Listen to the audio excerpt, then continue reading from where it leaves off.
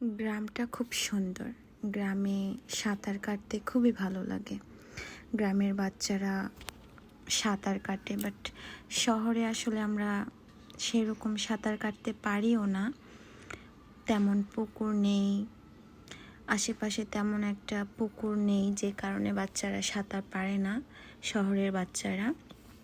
But গ্রামের বাচ্চারা সুন্দর সাঁতার কাটতে পারে। তারা খুবই আনন্দ করে গ্রামে।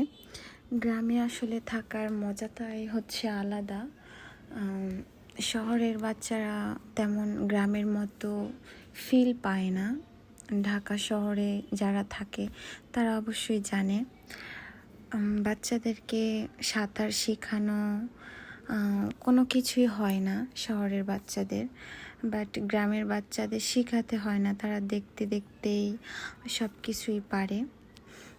সেটা খুবই ভালো লাগে। যেমন আমরা কয়েকদিন আগেই গ্রামে গিয়েছিলাম, তো পুকুরেই আমরা বেশিরভাগ গোসল করি।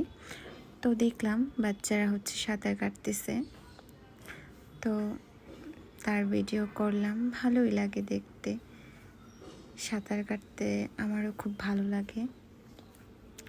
আগে আমি খুব সাঁতার কাটতে জানতাম, কিন্তু দীর্ঘদিন সাঁতার কাটা হয় না বলে তেমন একটা বেশি একটা পারি না, বাট পারি, অল্প অল্প পারি। আগে খুব অনেক বেশিই পারতাম।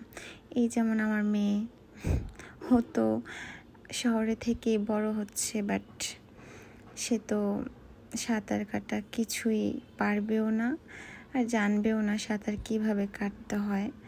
আসলে গ্রাম তো গ্রামই, তাই না? গ্রামের সাথে কি আর শহরের তুলনা হয়? কখনোই হয় না। গ্রাম তো গ্রাম, গ্রাম মানুষকে খুব আনন্দ দেয়।